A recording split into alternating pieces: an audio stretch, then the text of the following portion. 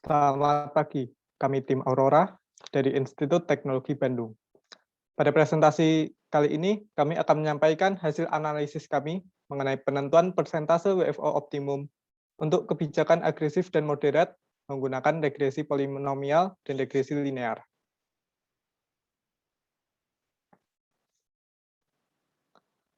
Jadi pada analisis ini akan ditentukan jumlah pekerja optimum yang diperbolehkan untuk WFO.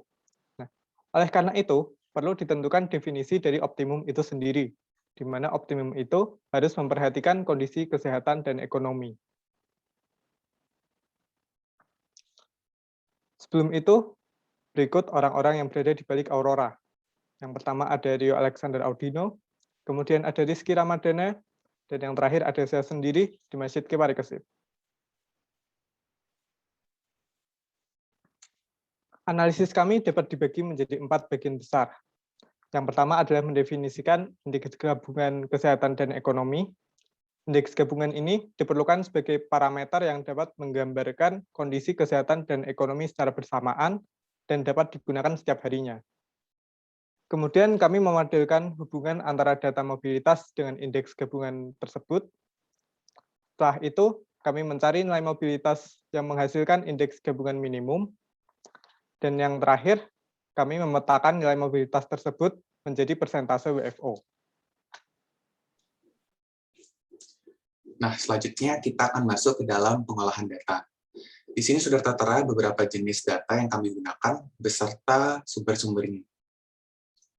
Yang pertama ada data tren mobilitas yang langsung disediakan oleh Google.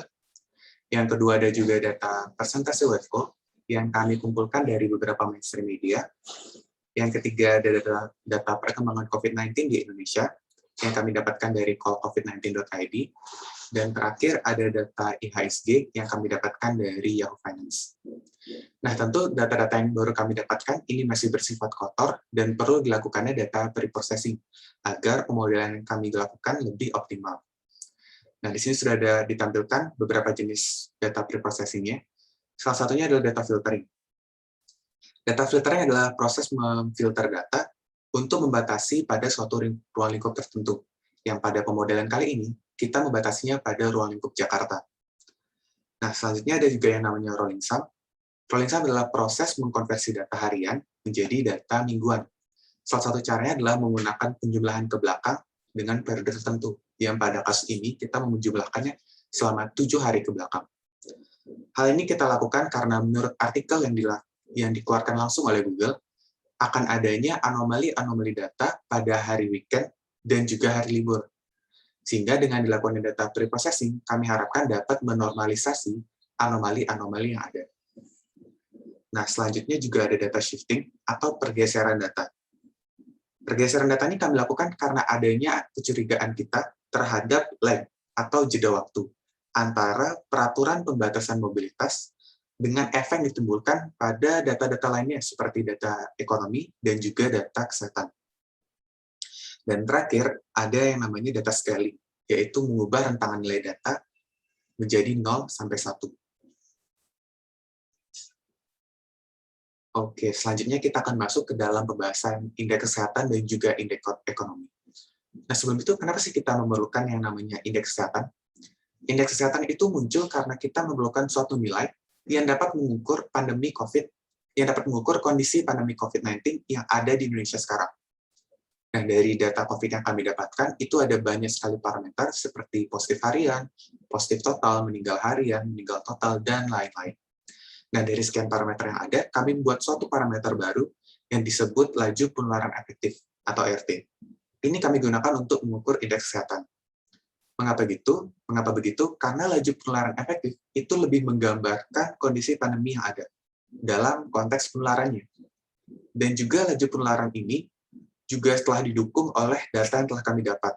Karena menurut data korelasi yang telah kami dapat, dari sekian parameter yang ada, laju penularan itu menunjukkan korelasi yang paling tinggi, kurang lebih mencapai 0,7 dengan data mobilitas yang kami punya. Nah, setelah kita menentukan parameter yang kami gunakan, selanjutnya kita menggunakan data scaling untuk mengubah rentangan nilai menjadi 0 sampai 1.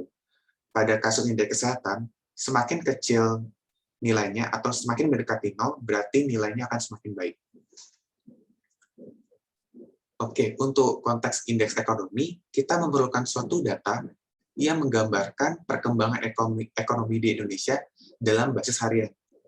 Oleh karena itu, kami memilih data IHSG. Kenapa? Tentu, satu, karena data IHSG itu adalah data yang berbasis harian. Dan kedua, data IHSG itu tidak bergantung pada kondisi relatif terhadap negara lain. Tidak seperti kurs atau mata uang.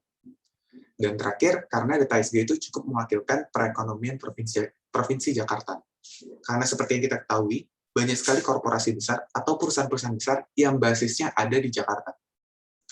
Nah, sama seperti sebelumnya, kita perlu juga mengubah rentangan nilai, kita perlu mengubah scale-nya menjadi 0 sampai 1.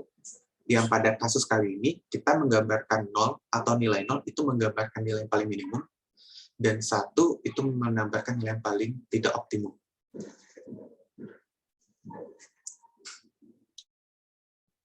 Oke, setelah kita mengerti ada yang namanya indeks kesehatan dan indeks ekonomi, kita akan gabungkan dua parameter itu ke dalam satu parameter yang namanya indeks gabungan. Kita akan mendapatkan indeks gabungan itu dengan menjumlahkan indeks kesehatan dan indeks ekonomi menurut bobotnya masing-masing. Contohnya, kita lihat di sini, di tengah ini ada kumpulan data, visualisasi data, yang merupakan yang didapatkan dari menghitung indeks gabungan dengan bobot kesehatan 0,2 dan indeks ekonomi 0,8. Perlu diperhatikan bahwa tiap konfigurasi bobot di sini bisa menghasilkan kumpulan data-data yang berbeda.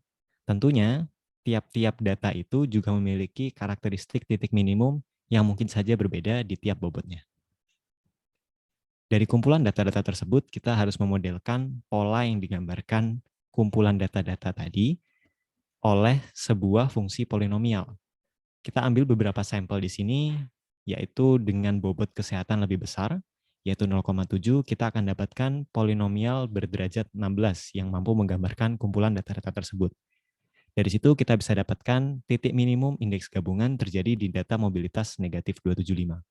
Sedangkan untuk bobot ekonomi lebih besar, titik minimumnya terjadi di nilai mobilitas negatif 160. Namun, untuk kasus moderat di mana bobot kesehatan sama dengan bobot ekonomi, model kami belum bisa menentukan titik minimum secara eksak, di mana dua calon titik minimum di kiri dan kanan ini tidak memiliki perbedaan yang signifikan. Setelah mendapatkan nilai mobilitas yang menghasilkan indeks gabungan minimum, kita harus memetakannya ke dalam persentase work from office. Ilustrasinya berada pada gambar di sebelah kiri ini. Kita lihat misalnya kita punya nilai mobilitas negatif 240 dan harus dipetakan ke persentase work from office. Maka kita bangun model regresi linear yang menghubungkan data persentase WFO dengan data mobilitas. Kita dapatkan hasil regresi linear itu berupa garis merah ini, maka kita bisa petakan negatif 240 ke persentase WFO sebesar sekitar 20%. Dengan cara yang sama, kita bisa dapatkan persentase WFO ekivalen negatif 275 dan negatif 160. Sehingga kita bisa dapat kesimpulan bahwa persentase WFO yang optimum di DKI Jakarta untuk skenario bobot ekonomi yang lebih besar adalah 57,34%, sedangkan untuk skenario bobot kesehatan lebih besar adalah 1,34%, sedangkan untuk skenario kebijakan moderat, model kami belum bisa menentukan persentase WFO yang optimum secara eksak. Untuk saran yang bisa dilakukan di penelitian-penelitian ke depan adalah yang pertama, menimbang faktor lain yang mungkin saja berpengaruh dalam perhitungan indeks gabungan. Yang kedua, pemilihan data yang menunjukkan indeks ekonomi bisa saja bukan IHSG. Bisa saja dicari parameter lain yang lebih cocok dan lebih menggambarkan situasi perekonomian di Indonesia.